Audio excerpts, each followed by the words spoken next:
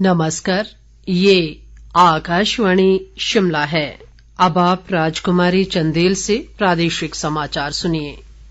आज के मुख्य समाचार।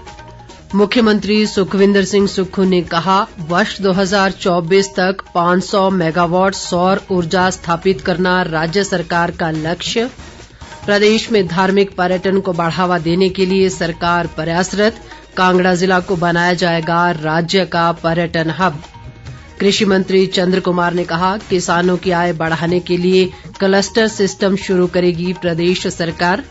और प्रदेश के ऊंचाई वाले इलाकों में हिमपात से शीतलहर बढ़ी, खराब मौसम को देखते हुए लोगों को ऊंचाई वाले क्षेत्रों में न जाने की सलाह।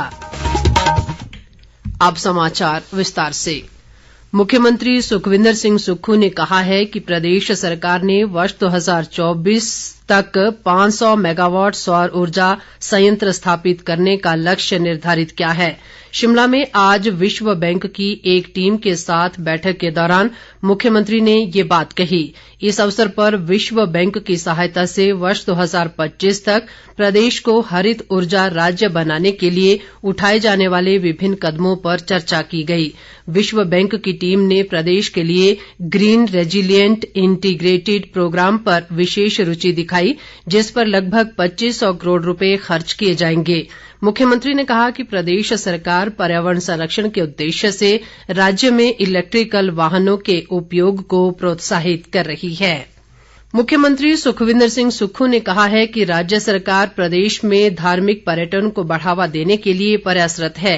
कांगड़ा जिला के ज्वालामुखी में आज पत्रकारों से बातचीत के दौरान उन्होंने कहा कि धार्मिक स्थलों में श्रद्धालुओं की सुविधा के लिए सभी मूलभूत सुविधाएं उपलब्ध करवाई जाएंगी।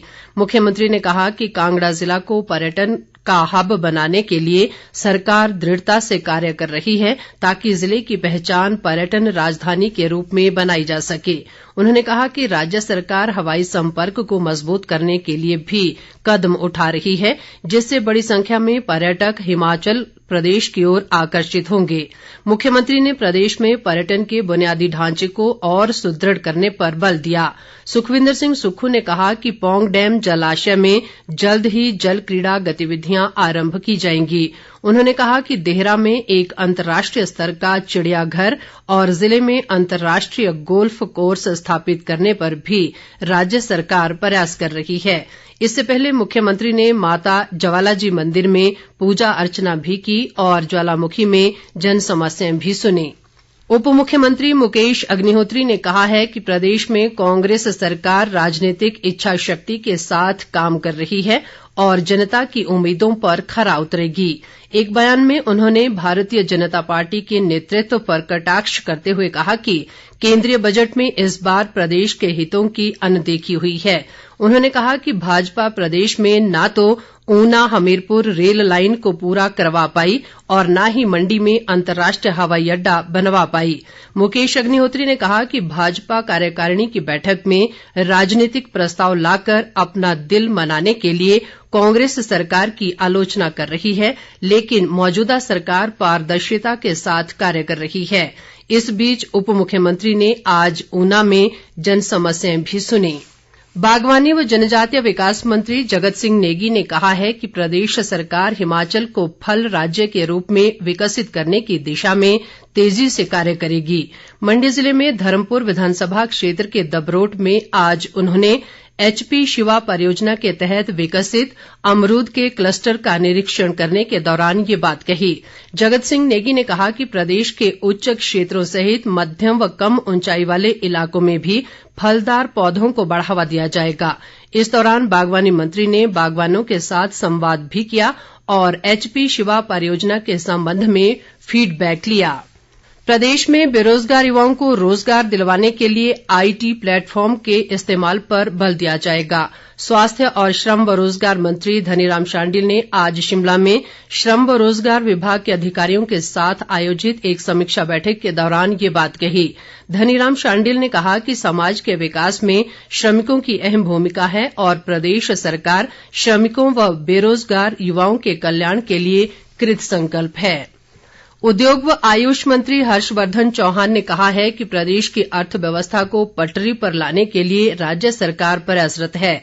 शिलाई विधानसभा क्षेत्र के रोहनाट में आयोजित जन आभार व अभिनंदन रैली के अवसर पर आज उन्होंने ये बात कही। हर्षवर्धन चौहान ने कहा कि पिछले 5 साल में प्रदेश में भ्रष्टाचार को बढ़ावा मिला है और समाज में इस तरह की सोच और व्यवस्था को बदलने की जरूरत है। कृषि व पशुपालन मंत्री चंद्र कुमार ने कहा है कि प्रदेश में किसानों को नकदी फसलों के उत्पादन के साथ साथ प्राकृतिक खेती अपनाने के लिए प्रोत्साहित किया जाएगा। ये बात आज उन्होंने कांगड़ा जिले के नगरोटा सूरियां में जनसमस्याएं सुनने के अवसर पर कही। उन्होंने कहा कि किसानों की आय बढ़ाने के लिए कृषि विभाग द्वारा क्लस्टर सिस्टम की शुरूआत की जाएगी। चंद्र कुमार ने कहा कि प्रदेश सरकार द्वारा फसल विविधीकरण को विशेष प्रोत्साहन देने के उद्देश्य से लैंड यूज प्लान तैयार किया जाएगा। कृषि मंत्री ने कहा कि किसानों को उत्तम किस्म का बीज उपलब्ध करवाया जाएगा, जिसके लिए विभागीय अधिकारियों को निर्देश दे दिए गए हैं। चंद्र कुमार ने कहा कि किसानों व बागवानों को जंगली जानवरों से निजात दिलाने के लिए मंदिरों की खाली भूमि पर चरागाह विकसित किए जाएंगे। विधानसभा अध्यक्ष कुलदीप सिंह पठानिया ने कहा है कि द्रमण सिहुंता लाहडू जोत चंबा सड़क को जल्द ही राष्ट्रीय उच्च मार्ग का दर्जा दिलाया जाएगा। वे आज चंबा जिले के चुवाड़ी में एक निजी स्कूल के वार्षिक समारोह में बोल रहे थे। कुलदीप सिंह पठानिया ने कहा कि जिले के सभी उपमंडलों में बेहतर कनेक्टिविटी को लेकर सुरंग व रोपवे निर्माण के लिए आवश्यक कदम उठाए जा रहे हैं। उन्होंने जिले में सभी विकासात्मक योजनाओं के प्रभावी कार्यान्वयन की आवश्यकता पर भी बल दिया। प्रदेश कांग्रेस अध्यक्ष प्रतिभा सिंह ने पूर्व भाजपा सरकार को प्रदेश की आर्थिक बदहाली के लिए जिम्मेदार ठहराया है। शिमला से जारी एक बयान में उन्होंने कहा कि भाजपा की फिजूल खर्ची से अब करोड़ों की देनदारियां कांग्रेस सरकार को चुकानी पड़ेंगी। प्रदेश भाजपा कार्यकारिणी की बैठक में पारित प्रस्तावों पर अपनी प्रतिक्रिया देते हुए प्रतिभा सिंह ने कहा कि भाजपा अपनी करारी हार के बाद गहरे सदमे से उभर नहीं पा रही है। उन्होंने कहा कि विधानसभा चुनाव से पहले पूर्व भाजपा सरकार ने बिना बजट की घोषणाएं और सैकड़ों कार्यालय खोलकर वोट बटोरने का असफल प्रयास किया था, जिसे लोगों ने पूरी तरह नकार दिया। पूर्व मुख्यमंत्री व विपक्ष के नेता जयराम ठाकुर ने कहा है कि प्रदेश सरकार 11,000 करोड़ रुपए की देनदारियों को कर्ज के साथ जोड़कर गलत परंपरा शुरू कर रही है।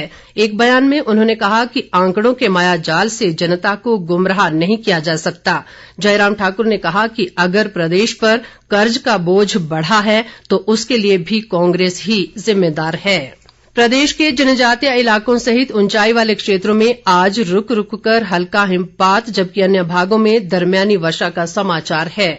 जनजातीय जिला लाहौल स्पीति और कुल्लू जिलों की ऊंची चोटियों पर हिमपात से तापमान में गिरावट दर्ज की गई है। कुल्लू जिले में पर्यटन स्थल मनाली, सोलंग नाला, कोठी और पलचान सहित लग घाटी के समालंग और त्यूण में भी ताजा बर्फबारी होने से शीतलहर बढ़ गई है। जिला प्रशासन ने खराब मौसम को देखते हुए पर्यटकों सहित स्थानीय लोगों को ऊंचाई वाले इलाकों में न जाने की सलाह दी है। मौसम विभाग ने आगामी 24 घंटों के दौरान मौसम आमतौर पर शुष्क बने रहने की संभावना जताई है। लाहौल स्पीति जिला की दारचा शिंकुला सड़क पर छिका के समीप हिमस्खलन की चपेट में आए सीमा सड़क संगठन योजक परियोजना के 3 मजदूरों में से 2 के शव बरामद कर लिए गए हैं। मृतकों की पहचान नेपाली मूल के राम बुधा और चंबा के राकेश के रूप में की गई है। एक अन्य नेपाली मूल के ही गुमशुदा मजदूर पासंग चेरिंग का खोज अभियान आज खराब मौसम व बर्फबारी के कारण नहीं चलाया जा सका। अखिल भारतीय कांग्रेस कमेटी के आह्वान पर आज प्रदेश के सभी जिला मुख्यालयों में कांग्रेस पार्टी ने केंद्र सरकार की कथित जन विरोधी नीतियों और अडानी समूह द्वारा करोड़ों रुपए की गड़बड़ी की जांच संयुक्त संसदीय समिति या देश के मुख्य न्यायाधीश की निगरानी में करवाने की मांग को लेकर धरने प्रदर्शन किए। शिमला में शहरी व ग्रामीण कांग्रेस द्वारा स्टेट बैंक की कालीबाड़ी मुख्य शाखा के समक्ष प्रदर्शन किया गया। इस दौरान वक्ताओं ने केंद्र की मोदी सरकार पर अपने चहेते प्रभावितों को लाभ पहुंचाने का आरोप लगाया। उधर मंडी में जिला कांग्रेस अध्यक्ष प्रकाश चौधरी के नेतृत्व में पार्टी पदाधिकारियों व कार्यकर्ताओं ने LIC व SBI बैंक के बाहर धरना प्रदर्शन किया। इस दौरान वरिष्ठ कांग्रेस नेता व पूर्व मंत्री कौल सिंह ठाकुर ने कहा कि अडानी समूह ने स्टॉक मार्केट में हेराफेरी की है। उन्होंने कहा कि प्रदर्शन के माध्यम से कांग्रेस पार्टी LIC और SBI बचाने की कोशिश कर रही है, जबकि केंद्र सरकार अडानी समूह को बचाने में लगी हुई है। अंत में मुख्य समाचार एक बार फिर। मुख्यमंत्री सुखविंदर सिंह सुक्खू ने कहा, वर्ष 2024 तक 500 मेगावाट सौर ऊर्जा स्थापित करना राज्य सरकार का लक्ष्य। प्रदेश में धार्मिक पर्यटन को बढ़ावा देने के लिए सरकार प्रयासरत। कांगड़ा जिला को बनाया जाएगा राज्य का पर्यटन हब। कृषि मंत्री चंद्र कुमार ने कहा, किसानों की आय बढ़ाने के लिए क्लस्टर सिस्टम शुरू करेगी प्रदेश सरकार। और प्रदेश के ऊंचाई वाले इलाकों में हिमपात से शीतलहर बढ़ी। खराब मौसम को देखते हुए लोगों को ऊंचाई वाले क्षेत्रों में न जाने की सलाह। इसके साथ ही ये समाचार बुलेटिन समाप्त हुआ। नमस्कार।